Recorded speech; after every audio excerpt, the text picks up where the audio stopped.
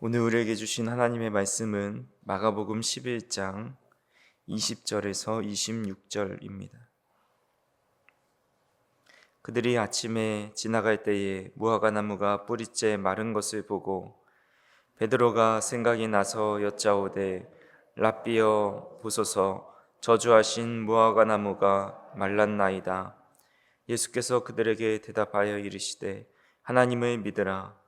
내가 진실로 너희에게 이르노니 누구든지 이 산더러 들리어 바다에 던져지라 하며 그 말하는 것이 이루어질 줄 믿고 마음에 의심하지 아니하면 그대로 되리라. 그러므로 내가 너희에게 말하노니 무엇이든지 기도하고 구하는 것은 받은 줄로 믿으라. 그리하면 너희에게 그대로 되리라. 서서 기도할 때에 아무에게나 혐의가 있거든 용서하라. 그리하여야 하늘에 계신 너희 아버지께서도 너희 허물을 사하여 주시리라 하시니라. 아멘. 오늘도 추운 날씨 속에서도 주님의 전에 나와서 한 주의 일상의 첫날을 기도와 말씀으로 시작하시는 우리 성도님들에게 하나님의 은혜와 또 보호하심이 함께 하시기를 간절히 소망합니다. 6월절 축제를 지키기 위해서 이제 갈릴리에서 먼 길을 떠나 또 예루살렘에 도착하신 예수님은 예루살렘에 계속 머물러 계시지 않고 예루살렘과 베다니를 왔다 갔다 하시면서 드나들고 계십니다. 예루살렘은 이미 축제 준비로 인파가 많이 몰려 있었고 아마 거하실 숙소도 마땅하지 않으신 것 같아 보입니다. 그래서 베다니에 숙소를 마련하셔서 그곳에서 오가고 계십니다. 그러던 중에 예수님께서 월요일 날 다시 예루살렘에 올라가실 때 무화과 나무 열매를 보시고 그곳에 열매가 있을까 하여 찾으셨지만 찾지 못해서 결국 무화과 나무가 열매 없는 것을 보시고 앞으로도 열매를 얻지 못하게 될 것이다 라고 하시면서 저주를 하십니다. 그러고 나서 예루살렘에서 성전 청결을 하시고 다시 나오셔서 베다니에 거하시다가 다음 날 화요일 날 아침에 다시 예루살렘을 향해 가시는데 놀랍게도 그 저주했던 무화과 나무가 뿌리째 말라 버린 것을 보게 됩니다. 그래서 베드로는 하루가 지나버려서 갑자기 말라버린 그 무화과 나무를 보면서 예수님께 랍비여 보소서 저주하신 무화과 나무가 말랐습니다 라고 말을 합니다. 이때 예수님은 이제 믿음의 기도와 용서에 대해서 말씀을 하십니다. 먼저 22절과 24절을 다시 한번 보시면 내가 진실로 너희에게 이르노니 누구든지 이 산더러 들리어 바다에 던져지라 하며 그 말하는 것이 이루어질 줄 믿고 마음에 의심하지 아니하면 그대로 되리라. 그러므로 내가 너희에게 말하노니 무엇이든지 기도하고 구하는 것은 받은 줄로 믿으라. 그리하면 너희에게 그대로 되리라 라고 말씀합니다. 이 말씀을 누가복음 17장 6절에서는 이렇게 말씀하십니다. 주께서 이르시되 너희에게 겨자씨 하나의 만한 믿음이 있었더라면 이 뽕나무더러 뿌리가 뽑혀 바다에 심기어라 하였을 것이요 그것이 너희에게 순종하였으리라 라고 말씀하십니다. 그리고 마태복음 17장 20절에도 비슷한 말씀을 하시면서 믿음이 있으면 산을 옮길 수 있다고 말씀합니다.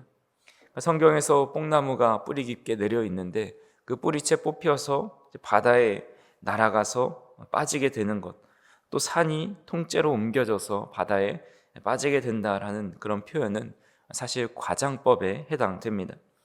아무리 위대한 믿음을 가진 사람도 실제로 나무야 뽑혀서 바다로 던져져라, 산아 옮겨져라 라고 한다고 옮겨지지 않습니다. 예수님도 공생의 기간을 살아가시면서 수많은 기적을 행하셨지만 나무를 바다에 던지신다든지 산을 바다에 옮기신다든지 그런 일은 하지 않으셨습니다. 그래서 이것은 단순히 물리적인 능력이 나타난다라는 것이 아니라 믿음이 인간의 한계를 넘어서서 하나님의 능력에 참여하게 된다라는 그런 말씀을 하고 계시는 겁니다. 즉 인간의 계산과 경험과 능력의 한계를 넘어서서 믿음으로 기도할 때에 그런 하나님께서 역사하시는 그 역사를 보게 된다라는 겁니다. 그래서 그 믿음의 크기가 커야 그 일을 할 수 있다라는 것이 아니라 예수님은 그 믿음의 크기를 매우 작은 씨 중에 하나인 겨자씨에 비유하시면서 말씀하십니다. 겨자씨는 당시 팔레스타인 지역에서 가장 작은 씨앗 중에 하나였습니다. 예수님은 의도적으로 가장 작고 보잘것없는 그런 씨를 예를 드신 것입니다. 그 작은 씨 하나에도 생명이 있고 땅에 심기게 되면 그것이 결국 자라나 큰 나무가 되듯이 믿음도 크기가 중요한 것이 아니라 생명과 방향성, 하나님께 심겨져 있는 것, 하나님께 향해 있는 것이 중요하다라는 것입니다. 그래서 믿음은 단순히 얼마나 많이 가지고 있느냐의 문제가 아니라 하나님과 연결되어 있는가가 문제입니다. 아무리 작더라도 그 믿음이 하나님께 닿아 있고 또 진실한 믿음이고 하나님을 향해 있다면 그것은 산을 옮길 만한 큰 능력을 발휘하는 믿음이 될 수 있다는 겁니다. 예수님은 이것을 강조하는 겁니다. 인간이 스스로 해결할 수 없는 문제라도 아주 작은 믿음으로 하나님을 진실히 믿게 된다면 하나님께서는 놀라운 역사를 하고 계신다라는 겁니다. 그래서 우리가 이 말씀을 대할 때에 문자적으로 해석을 해가지고 내가 믿으면 어떤 기적이든 일어난다라고 이해하는 것은 잘못된 이해 방법이라는 것입니다. 그것은 믿음의 본질을 오해하는 것과 같습니다. 믿음은 내가 원하는 것을 이루는 것을 말하지 않고 하나님의 뜻을 신뢰하고 순종하는 것입니다. 믿음은 하나님께서 무엇을 하실 수 있는 분인지를 암과 동시에 하나님께서 어떤 기도를 하길 원하시는지를 알기 때문에 결국 하나님 뜻대로 믿음으로 구하게 되고 그리고 그 구하는 것은 하나님께서 이루어 주신다라는 것입니다.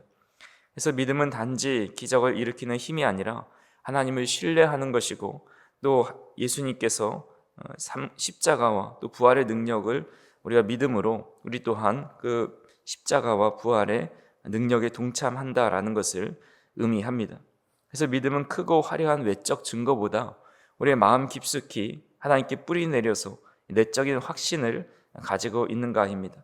겨자씨처럼 작고 연약해 보여도 그 믿음이 하나님께 향해 있다면 그 안에는 이미 생명력이 있는 것이고 능력이 숨어져 있는 것입니다. 작은 믿음이지만 하나님께 붙어 있는 믿음은 결코 작지 않다라는 것이죠. 그리고 그 믿음은 결국 기도의 응답으로 나타나게 됩니다.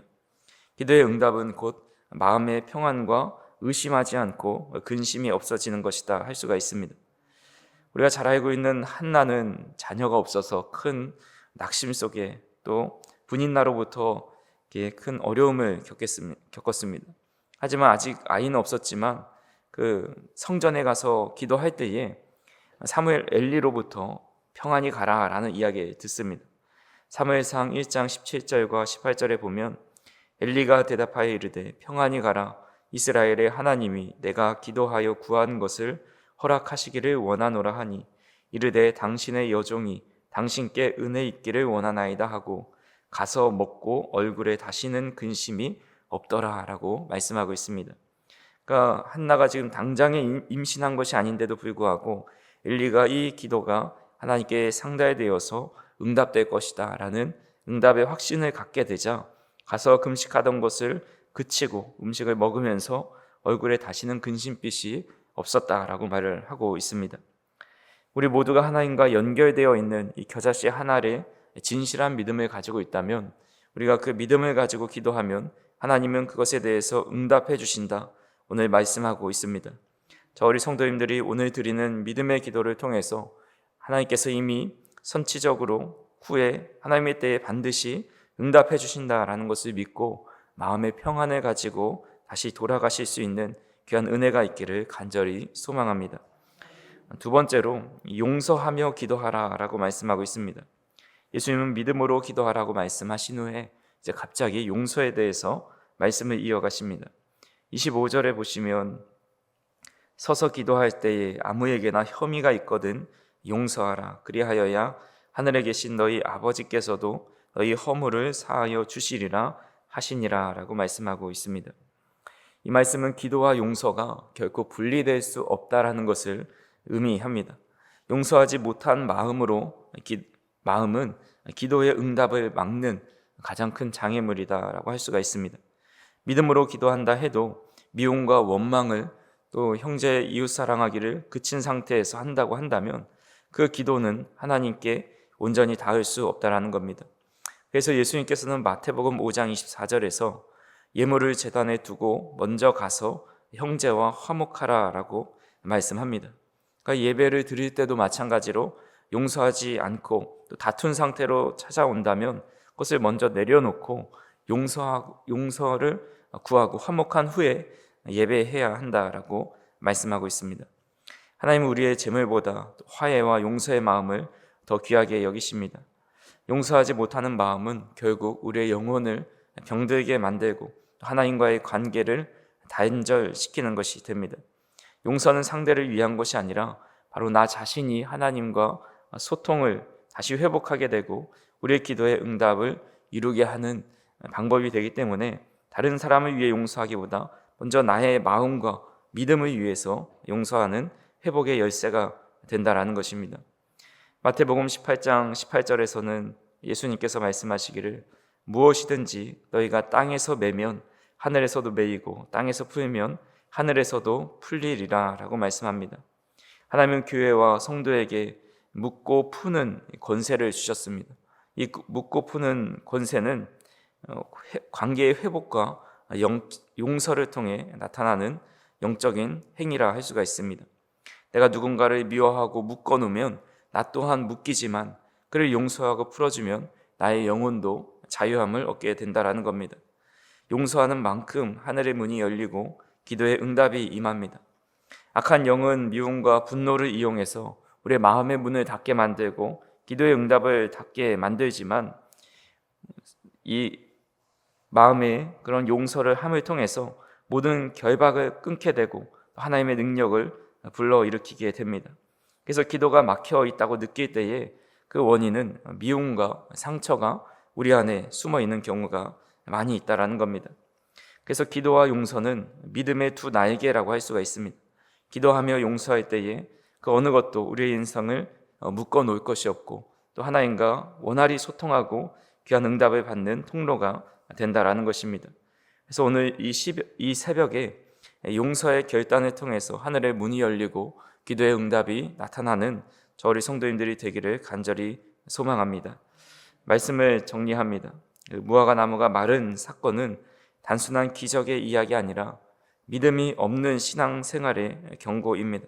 겉모양의 신앙이 아니라 하나님께 깊이 뿌리내린 진실한 믿음을 가지라는 주님의 말씀입니다.